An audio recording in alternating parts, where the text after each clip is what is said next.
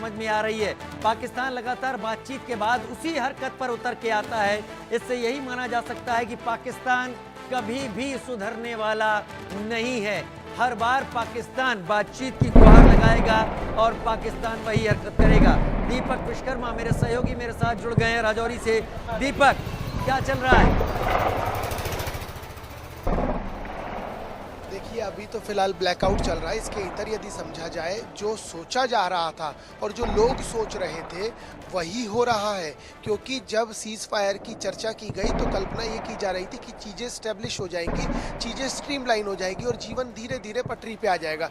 लेकिन जिस तरीके से आज प्रधानमंत्री मोदी का भाषण होता है, उस देश को संबोधित करते हैं और स्पष्ट अपनी बातें कहती हैं, कोई लाग लपेट नहीं की उन्होंने चीज़ों को स्पष्ट कहा। आतंकवाद के खिलाफ बोलना कोई गलत बात नहीं है, आतंकवाद के खात्मे की बात करना कोई गलत बात नहीं है। और यदि इस तरह की बातें करने पर पाकिस्तान जैसे देश को बुरा लग जाए और वो वही हरकतें करने लग जाए जो मना करने के बाद की जाती है, तो आप समझ सकते हैं कि उसका क्या होना और वो क्या चाहता है और उसकी भीतर की स्थिति क्या है। या तो वो झुंझला रहा है या तो वो चाह रहा है कि उसके साथ कोई ऐसा स्टेप लिया है जिससे उसको नुकसान हो और जो उसका देश है उसको भी नुकसान हो। क्योंकि मौजूदा स्थिति में जब सीज फायर की चर्चा हो गई, युद्ध विराम की बात हो गई, उसके 3 घंटे बाद एक बार फिर नापाक हरकत, उसके बाद थोड़ी शांति बनी क्योंकि किरकिरी जग जाहिर हुई, किरकिरी पूरे विश्व पटल पर हुई।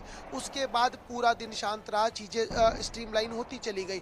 लेकिन आज जिस तरीके से जब प्रधानमंत्री मोदी का भाषण होता है, उन्होंने तमाम उन चीजों का जिक्र किया जो लगातार सामने आ रही थी और लगातार पाकिस्तान उन चीजों को मुद्दा बनाने की कोशिश कर रहा था। और उसके बाद उनके देश में जिस तरीके से आपने देखा कि जिन लोगों को, जिन आतंकियों को मारा गया, उनके जनाजे में उनके सेना के जवान, उनके सेना के अधिकारी पहुंचते हैं। मौलवी द्वारा जब कलमा पढ़ा जाता है तो हाथ बांधे पीछे खड़े रहते हैं, पाकिस्तानी झंडे में लपेट के उनको दफन करने के लिए ले जाया जाता है। तो इससे समझा जा सकता है कि आतंकवाद की नींव खोदना, उसमें उसका पेड़ लगाना और धीरे धीरे उसको जल देकर बड़ा करना, ये पाकिस्तान का काम है। ये पाकिस्तान की नियति और नियत दोनों हो चली है, इसीलिए उसको बुरा लग रहा है। और इसीलिए जब प्रधानमंत्री मोदी ने कड़े शब्दों में निंदा की और ये स्पष्ट कर दिया कि अभी रोका है, खत्म नहीं किया है और आतंकवाद की यदि कोई, मैं देख रहा हूं आपके पीछे दीपक, तो लाइट इस वक्त जल रही है। ऐसा लग रहा है कि राजौरी में ब्लैकआउट खत्म हो चुका है। मैं अजय का रुख कर लेता हूं, मेरे साथ अजय जुड़े हुए हैं। अजय, सांबा सेक्टर की बात करें, अरनिया की बात करें या आसपास के जो भी सेक्टर हैं, कठुआ और पठानकोट तक के, क्या वहां अब भी सायरन बज रहे हैं? देखिए, मैं आपको बता दूं कि अखनूर सेक्टर के इलाके में सायरन बजने की खबर आई थी, मगर ये साफ हो गया कि जब ये ड्रोन देखे गए हैं उसी वक्त ये खबर कहीं ना कहीं आई थी। मगर आपको बता दूं राजीव, ये जो मामला इस वक्त देखा जा रहा है उसमें काफी गंभीरता से देखा जा रहा है और सेना ने अलर्ट कर दिया है। 2 इलाके, जम्मू का जो प्रगवाल सेक्टर का इलाका है अंतर्राष्ट्रीय सीमा का, वहां पर जब ड्रोनों को इस इलाके में घुसते देखा तो तुरंत बीएसएफ के जवानों ने जो है वो जो पहले से कहीं ना कहीं चौकस थे, उन्होंने तुरंत जो है वो पाकिस्तानी ड्रोन पर फायरिंग की है और उन ड्रोन को मार गिराने के लिए कवायद शुरू की है। वहीं सांबा सेक्टर जो अंतर्राष्ट्रीय सीमा का इलाका है, जब वहां से ड्रोन को देखा गया तो तुरंत भारतीय सेना के जवान जो उस इलाके में जो सैन्य ठिकाना उनका है उसके ऊपर थे, तो उन्होंने तुरंत फायरिंग करके उस ड्रोन को एंगेज किया और उनको मार गिराने की कवायद शुरू की है। कुछ इलाकों में ड्रोन जो है वो मार गिराए गए हैं। 20 से 25 ड्रोन जो है वो घुसपैठ करने की कोशिश कर रहे थे और घुसकर इस तरफ आए जिनको मार गिराने की कवायद तेज की गई है।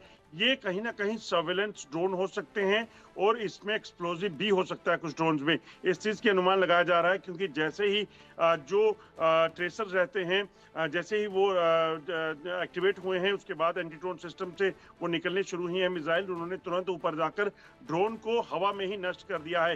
ये तस्वीरों में देखा जा सकता है कि कैसे ये जो रिएक्शन हुआ है एंटी ड्रोन सिस्टम का, जैसे ही उसमें से मिसाइल्स निकली हैं उन्होंने तुरंत जाकर ड्रोन को हिट किया है। ये बताता है कि मल्टीपल ड्रोन थे और इसी वजह से तुरंत जो है एक्टिवेट हुआ और उसके बाद इस ड्रोन को मार गिराया गया।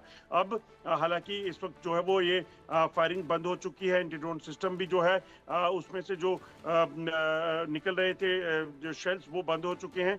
ये अपने आप में बताता है कि उन ड्रोन्स को मार गिराया गया है, मगर अब एक तलाशी अभियान उस इलाके में चलाया जा रहा है ताकि इस चीज चीज को सुनिश्चित किया जा सके कि ये ड्रोन अगर वहां पर देखे गए हैं तो उनको ढूंढा जा सके, देखा जा सके ये कौन से ड्रोन थे, किस मकसद से भेजे गए थे, क्या पाकिस्तान की बौखलाहट खत्म नहीं हुई है। दरअसल पाकिस्तान को जो 12 ऐसे बेस कैंप एयरबेसिस एयर स्पेस को वायलेट करने की इस हरकत को हमारी एजेंसीज किस तरीके से ले रही हैं? क्योंकि प्रागवाल सेक्टर की आप बात कर रहे हैं, सांबा जम्मू की भी आप बात कर रहे हैं, ये एक बड़ा एरिया है और जम्मू सिटी तक अगर ड्रोन्स भेजे जा रहे हैं तो पाकिस्तान सुधरा नहीं है अजय। बिल्कुल राजीव, आप ठीक कह रहे हैं, पाकिस्तान सुधरा नहीं है, पाकिस्तान सुधरेगा भी नहीं। आप सोचे तो 1947 के बाद से पाकिस्तान जो है वो जम्मू कश्मीर में भारत के साथ जो है वो कहीं ना कहीं कुछ ना कुछ पंगे करने की कोशिश करता रहता है, कुछ ना कुछ शरारतें करता है और उसका खामियाजा पाकिस्तान को कई बार भुगतना पड़ा है।